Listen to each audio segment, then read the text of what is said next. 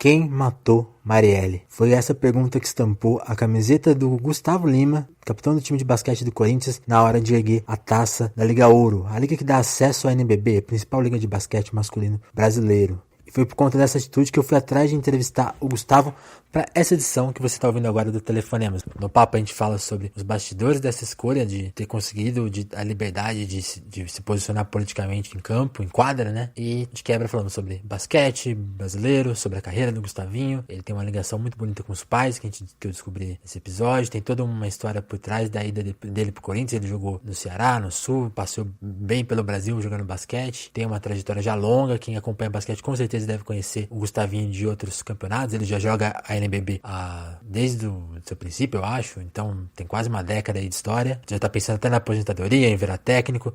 Então o nosso papo vai por todas essas vertentes, começando pela política e falando muito de esporte, e depois de família e tudo mais, tudo junto. Se você ouve Telefonemas, eu peço que você compartilhe o nosso podcast, seja lá onde você estiver ouvindo, no seu agregador favorito, no Spreaker, no YouTube, no iTunes, onde for. Muito importante compartilhar, porque o podcast está a fim de crescer, tá buscando crescer e precisa da sua ajuda para conseguir mais convidados, conseguir mais edições e trabalhar sempre melhor. Eu sempre sei que a introdução é um pouco desajeitada, mas também estamos trabalhando nisso. É isso aí, então. Vamos direto pro papo, sem mais delongas, com o Gustavo Lima. Eu queria muito que você começasse... Acho meio inevitável começar por essa pergunta, assim. Você, durante a comemoração do título ali da Liga Ouro, você usou a camiseta Quem Matou Marielle, né? Fez um gesto político. É tão raro a gente ver... Tá tão incomum a gente ver alguns gestos políticos no esporte. Eu queria que você me contasse, assim, os bastidores dessa sua atitude, assim. O que te motivou a usar a camiseta ali naquele momento? Qual que é a sua atuação, assim, as suas ideias? Queria que você desse um resumo sobre isso, assim, pra gente. Bom, primeiro foi um gesto a favor dos direitos humanos, né? Eu acho que a Marielle só representa bandeiras fortes, né? Ela é negra, favelada, homossexual, uma socióloga, né? Uma vereadora eleita que foi assassinada e que as investigações pararam, né? Ali no dia da data do título, faziam 100 dias exatos, né? Da morte dela e do Anderson, né, o motorista. Eu me identifico bastante, eu sou bastante fã do Dr. Sócrates, né, que lutou pelas diretas já, né, tanto ele como o Casagrande, como o Vladimir, né, nos anos 80. Se posicionavam em campo, né?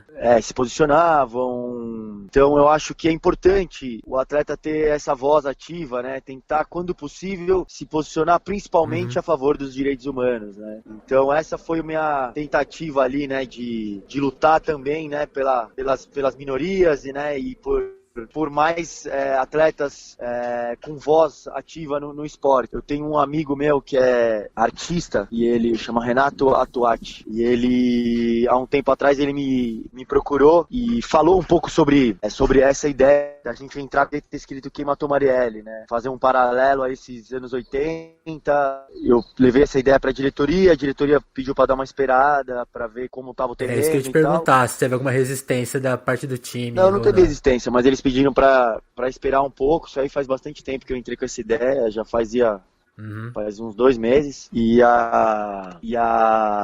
eles só pediram pra esperar um pouco. E quando teve a medida provisória MP, né, 841, que era, eles iam tirar um dinheiro do esporte e da cultura para colocar na segurança, né? Foi uma medida provisória que o Temer tentou assinar, e aí a gente se uniu, acho que eu vi vários atletas se posicionando contra essa medida, e aí o Corinthians, né, a gente criou uma faixa contra essa medida, né, e uma camiseta, a gente entrou no primeiro jogo da final contra São José com essa faixa, com uma camiseta Luto pelo Esporte contra a MP 841.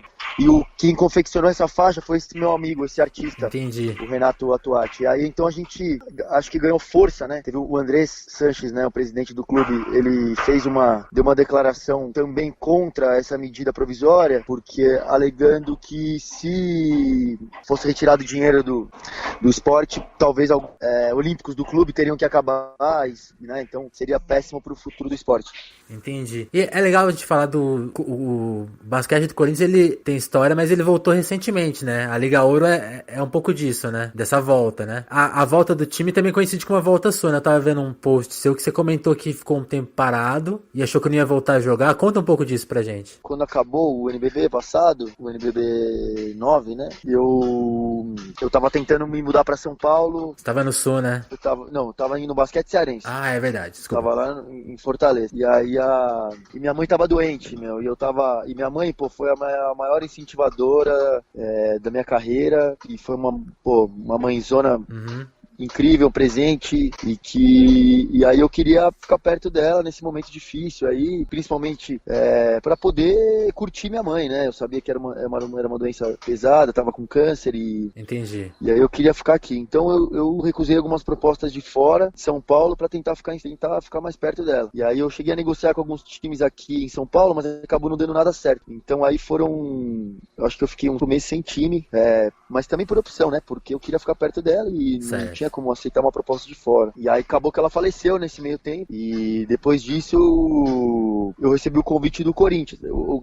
O NBB já tinha começado e eu recebi o convite do Corinthians e de alguns outros times da Liga Ouro também. Pra quem não sabe, a Liga Ouro é tipo uma liga de acesso à NBB, né? Isso, a Liga Ouro é a liga de acesso ao NBB. Então, e aí sempre foi um sonho de infância representar o Corinthians, vestir o manto, sou corintiano, né? Então... Você é corintiano desde sempre, né? Você acha que só corintiano só existe esse tipo, né?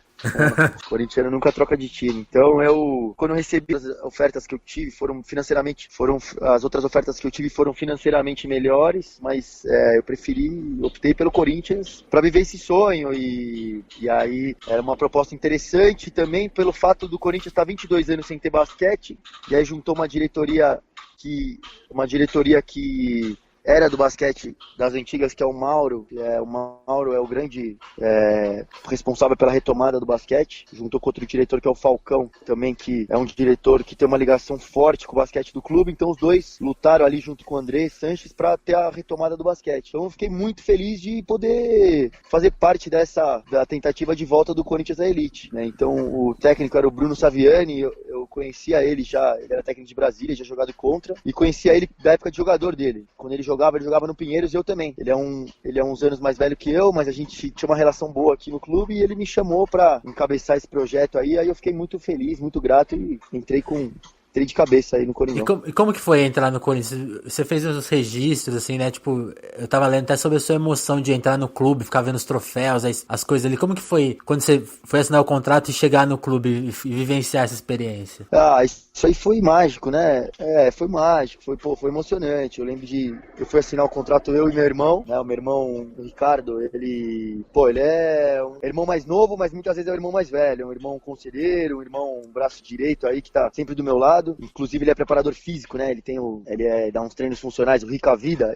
Inclusive nesse tempo que eu tive parado, eu continuei treinando com ele, que foi importante para eu manter a forma. Quando eu consegui voltar a jogar, eu não tinha perdido muito, né? Por estar treinando sempre firme com ele. E aí quando eu fui assinar esse contrato, ele tava comigo e eu tava, deslumbrado, sabe?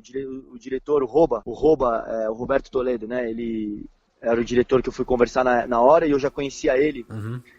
Também porque ele era diretor da Unip, e eu tinha estudado na Unip e tal, educação física, e então conhecia ele bastante. Então tinha uma relação boa com ele e tal, e quando eu fui conversar eu tava totalmente deslumbrado, aéreo, não tava prestando atenção em nada, e só olhando os troféus, olhando as estátuas, tirando foto, e eu lembro que meu irmão que respondia as perguntas do Roba, assim, sabe, não, sabe, assim, me chamava atenção. Presta atenção aqui, caramba.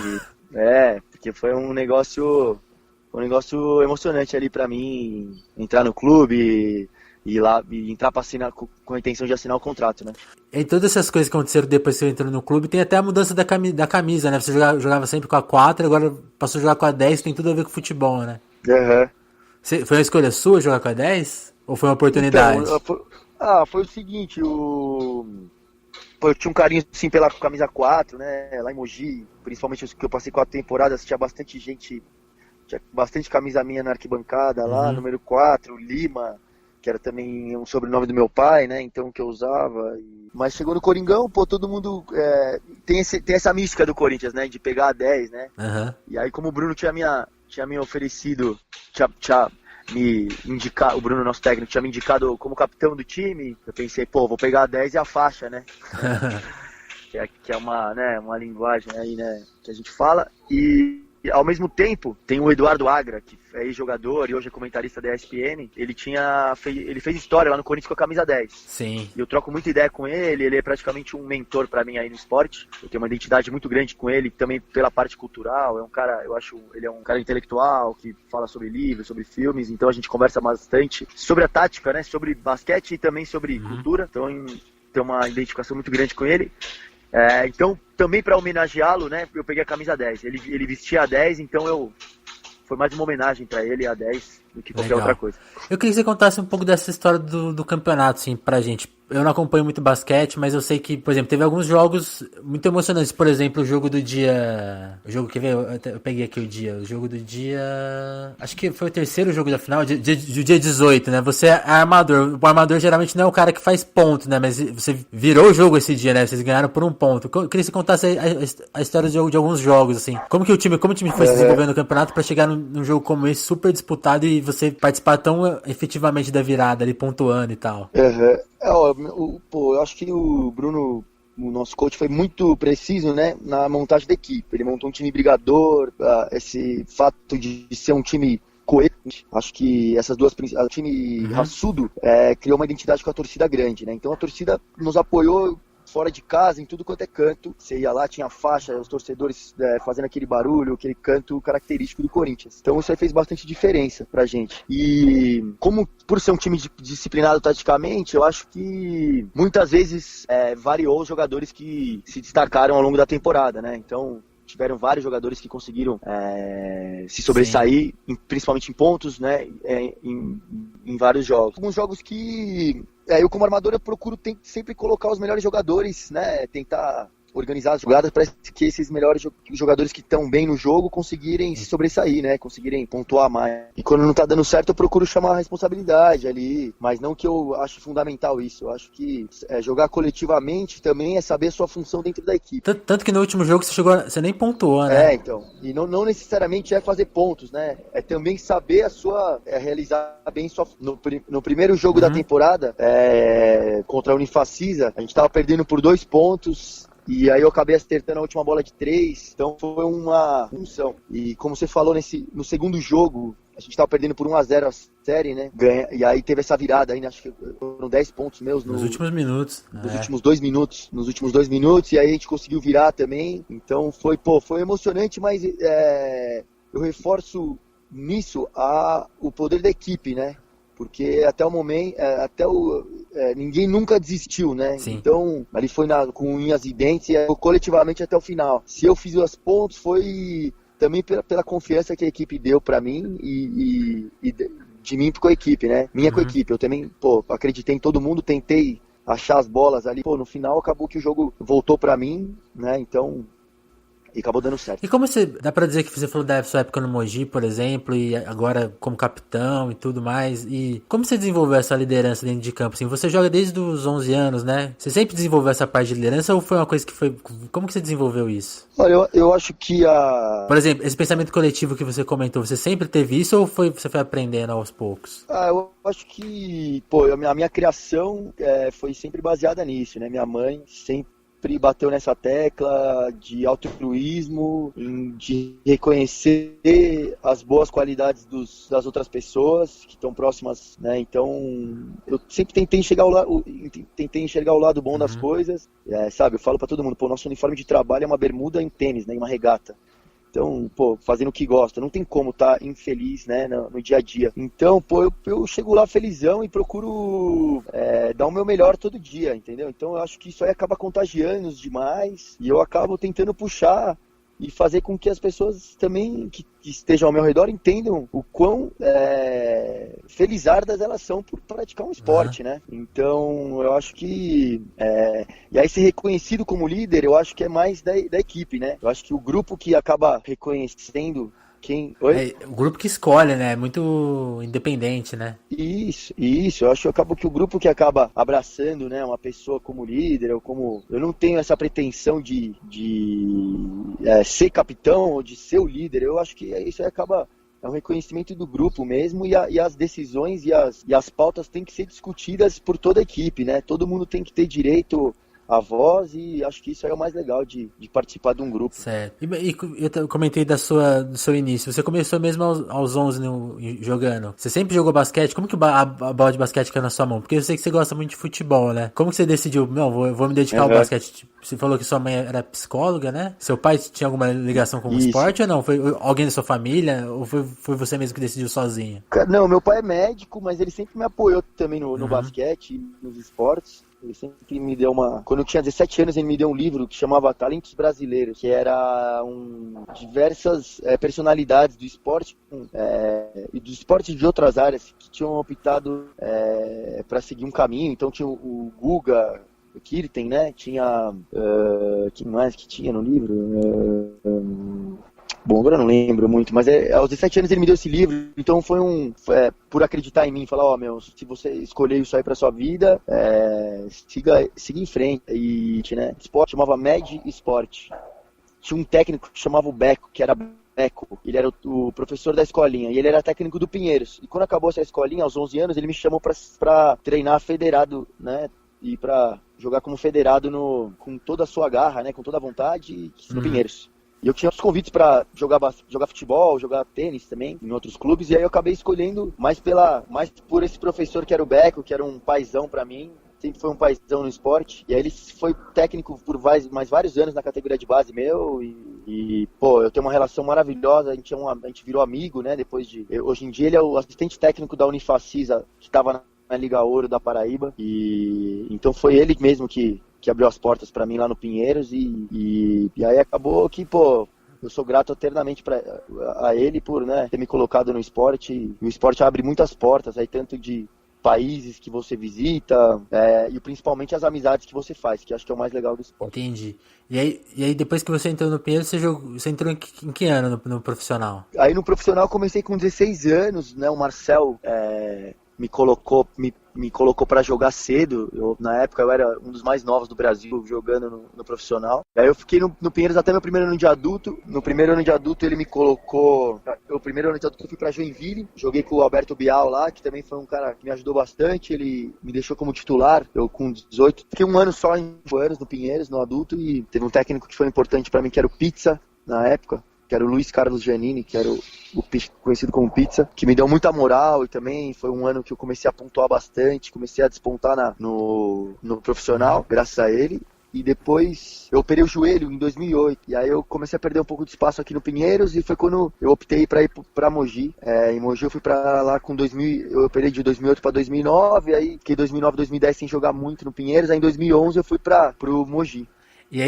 E aí foi quando foi, a melhor fase da minha carreira ali, eu fiquei 4 anos, a gente, a cidade abraçou o basquete, a gente foi vice-campeão sul-americano, tem 2 semifinais de NBB, e o basquete foi abraçado pela cidade até hoje, né, eles disputando o final, e, eu vou lá e eu tenho uma relação maravilhosa com o Mogi, eu recebo mensagens até hoje do pessoal da época que eu joguei lá. E a gente fez uma caminhada bonita, colocou o Mogi de volta no cenário, né? Então eu acho que é importante para o basquete, importante para a cidade. Foi um projeto parecido com esse do Corinthians.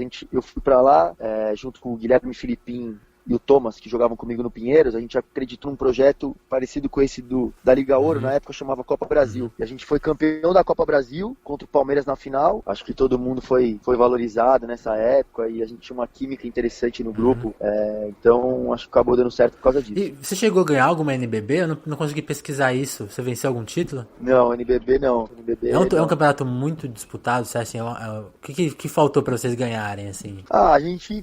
é detalhe, né? A gente chegou em 2 semifinais, e a gente perdeu uma pro Flamengo e outra pro Bauru. E eles acabaram sendo campeões. Não, nesses 2 anos o Flamengo foi campeão. Mas a gente perdeu em detalhe ali no Bauru, contra Bauru, a gente perdeu no 5º jogo. Nossa. Contra Flamengo a gente perdeu de 1 ponto no 4º jogo, no último segundo, uma bola do Felício, que hoje tá na NBA. E a gente sabe assim, se a gente ganhasse esse jogo aí... Era outra história, né? Era outra história, né? A gente tava com moral no campeonato, então foi difícil, mas foi detalhes, assim, né?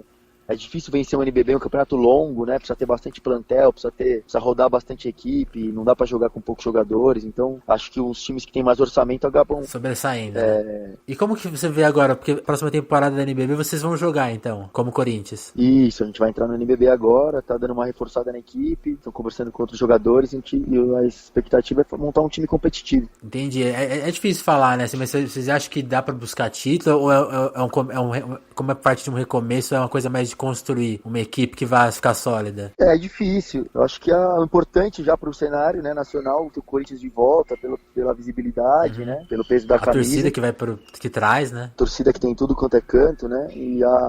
Mas eu acho que o time vai ser um time competitivo, que vai dar pra brigar de igual para igual com todas as equipes, né? Então, mas obviamente tem times favoritos acima do Corinthians. Entendi. Uma coisa que eu comentei com você antes da gente começar a entrevista é que eu achei poucos detalhes, né, sobre a sua vida. Assim, acho que o basquete ele tem uma cobertura, mas não se entra muito na vida dos jogadores, né? Então, o que eu achei de matéria sobre você é muito do seu lado, assim, intelectual, que você é um cara que gosta de ler, que gosta de ver filme. Você acha que a imprensa mistifica um pouco isso de achar que o jogador é um cara que não se importa com essas coisas? Como que você lida com isso? Assim, é uma coisa muito de imprensa ou realmente seus colegas são diferentes de você mesmo? Como que é isso? Olha, eu acho que a imprensa podia dar mais abertura, né? Dar mais janela para essa parte pessoal dos jogadores. Eu acho interessante saber o que cada um faz, independente se é uma pessoa mais antenada culturalmente ou se é uma pessoa mais, sei lá, mais família ou que gosta ou que tem animais de estimação, entendeu? Mas eu acho legal essa parte para você poder criar uma identificação, né? É importante para a criação dos ídolos, né? É legal você saber o que o seu ídolo gosta nas horas de lazer, né? Qual que é um hobby do ídolo. Então, eu acho que a imprensa podia explorar mais esse lado. Isso te trouxe efeitos positivos? Assim, você sente que seus fãs gostam desse seu lado?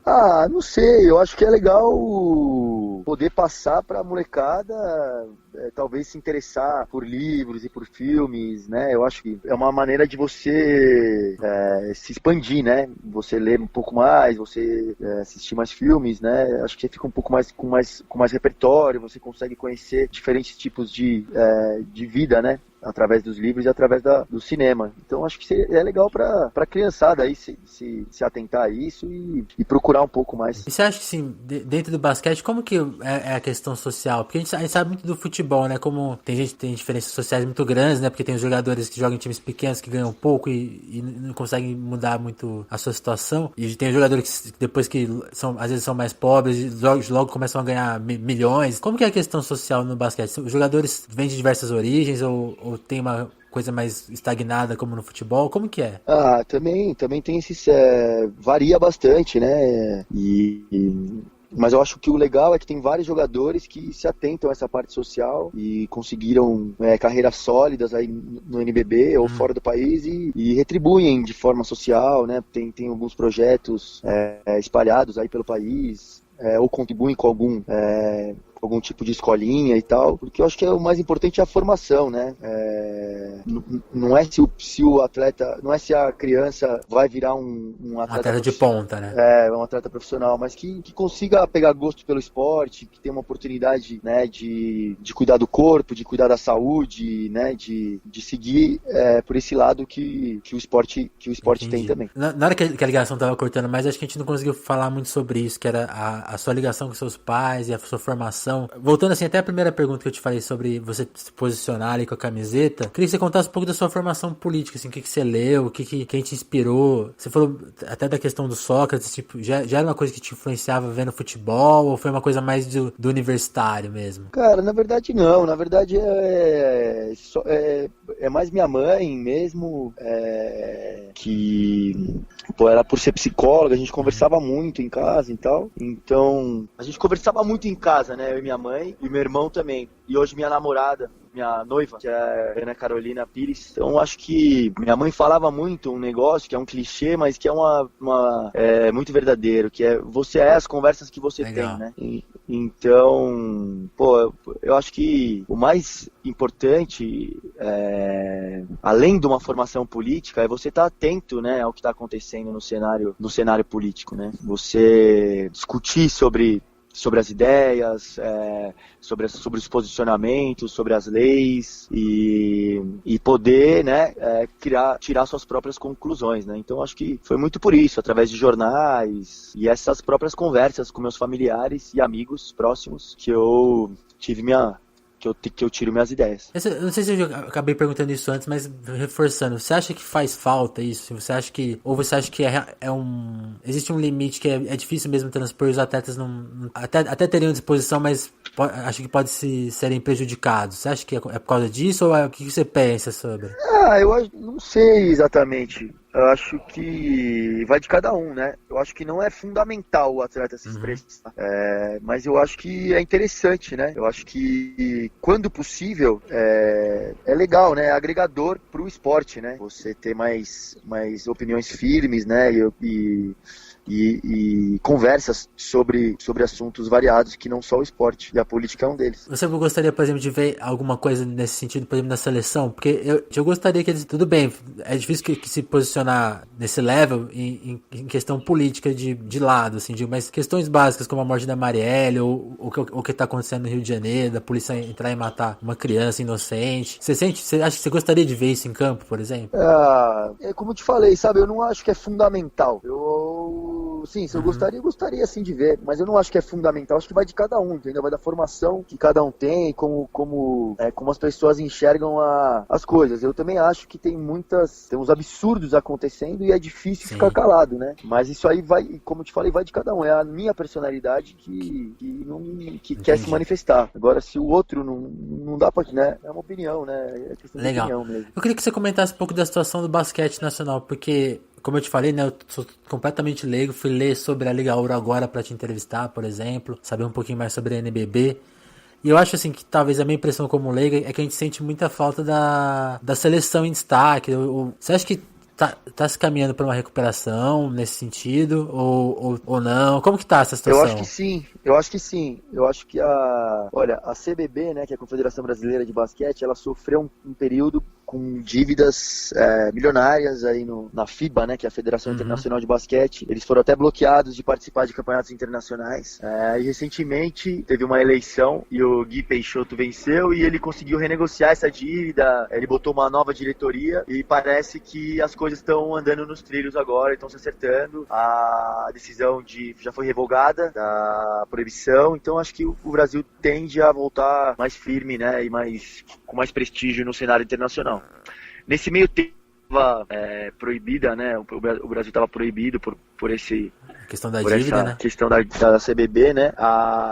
Foi criada a NBB, que agora já está na 11ª edição, né? Vai ser a 11ª, que foram como se fosse um clube dos 13, né? São os clubes que têm autonomia para tomar as decisões, os dirigentes de cada clube. Então foi o que acabou meio que salvando o basquete, que conseguiu trazer visibilidade, conseguiu fechar parcerias com a TV aberta. Então começou a ser mais disseminado o esporte de novo, graças ao NBB. O NBB é praticamente um salvador do basquete nesse período nebuloso aí na dívida. E então eu acho que cada vez mais o brasileiro tem pegado gosto pelo esporte mesmo. Acho que é um esporte dinâmico, né, o basquete, então ajuda com que o brasileiro se emocione, né, e com o esporte. Então acho que tem tudo para crescer e tá no caminho certo. E é legal porque eu sinto assim que recentemente a NBA, por exemplo, tá tendo uma popularidade, como tá passando bastante no cabo também. Você acha que... Eu queria que você contasse um pouco do que você gosta de ver na NBA. Eu sei que eu tava lendo que seus ídolos são armadores como Tony Parker, Steve Nash, Jason Kidd. Eu queria que você contasse dos seus ídolos e do que você gosta de ver na NBA, quem que você gosta de ver atualmente, se você gosta de ver NBA, né? Eu amo NBA, sou um tarado, vi muitos jogos, todo dia eu chegava em casa e minha noiva falava, eu não acredito que vai ter outro jogo, você vai ligar de novo. Tal. E aquela temporada interminável, né? Um animal, né? 7 jogos, não acredito, mais um jogo contra esse mesmo time. E, eu adoro mesmo. E, os meus grandes ídolos são esses caras que, se você pensar, são os armadores que fazem o time jogar, né? Que é isso mesmo que você falou, o Steve Nash, o Tony Parker, que são caras que envolvem todos os jogadores da equipe, né? E são caras que eu consigo tirar coisas pro meu jogo, né? Consigo assistir os vídeos e assistir os jogos e aprender com os caras. Hoje não tem como não gostar do James. né? Um cara que tá quebrando todos os recordes, com uma vontade de vencer absurda e fez milagre aí de botar o Cleveland na final esse ano, né? Foi uma pena ter tomado uma varrida, né? Por um time bem mais forte, né? Com Curry, Durant, Draymond Green e Klay Thompson, né? Um time praticamente imbatível. Então, mas mesmo assim ele conseguiu chegar na final e foi muito bacana de ver, né? A NBA é um show, né? Um show à parte, né? E acho que mesmo quem não gosta quem não é aficionado pelo basquete, assiste os jogos e torce e fica alegre. Agora, outra coisa que eu tava lendo sobre você, sem querer cortar muito esse assunto, mas você tem a ambição de ser técnico? É verdade isso? Pô, eu gostaria, viu? Eu gosto dessa parte tática, eu gosto, né, de conversar bastante sobre o jogo, tenho um pouco desse meu lado de solidário, né, de uma certa liderança, que eu acho que é um perfil também que pode ser técnico da categoria de base, sabe? Eu gosto dessa parte de passar para a molecada alguns conselhos, alguns toques. Então eu acho que se eu fosse técnico, eu acho que eu ia optar para ser técnico da base. Recentemente você jogou com a molecada, né? Você jogou... Tava lendo isso, você foi jogar jogos de faculdade? Como que foi isso? Então, na verdade eu tô me formando agora em educação, tô me formando ainda, falta um ano. Quase. Estou estudando na Unip, educação, né? É difícil manter uma linearidade, estudos, né? Conciliar, mas eu sei da importância que é se graduar e, agora eu vou pegar mais firme também, já estou no final de carreira, mas eu acho que o atleta, quando possível, né, tem que tentar se formar e durante a própria carreira para acabar e ter um futuro mais concreto, né? Você falou que tá pra encerrar a carreira. Quantos anos você tem? Quantos anos você tem agora? Eu tenho 32. Você acha que dá pra jogar até quando? Eu acho que eu quero jogar mais umas 3 temporadas, pra mim tá Legal. bom. Pra encerrar, Gustavo, assim, agora vocês venceram a Liga Ouro, mas quando que o Corinthians volta para as quadras, pra quem quiser... Acho que muita gente quem não acompanha basquete deve ter ficado muito curioso depois do seu posicionamento, vai querer assistir as partidas agora. Onde que a gente volta a ver o Corinthians em campo agora? Em quadra, quer dizer, em campo. É inevitável falar em campo. Né? Não tem jeito. O Coringão a gente volta a treinar dia 16 de julho e o primeiro compromisso é o Campeonato Paulista, que acho que começa dia 29 de julho. Então aí vão ter vários jogos, aí são 3 meses de campeonato e depois tem o NBB. É isso, Gustavo, queria te agradecer. Desculpa a ligação meio ruim, mas foi muito legal e o seu tempo aí. Pô, imagina, Vinícius, foi um prazer aí, cara. E quando precisar, tamo aí. Valeu, Gustavo, muito obrigado.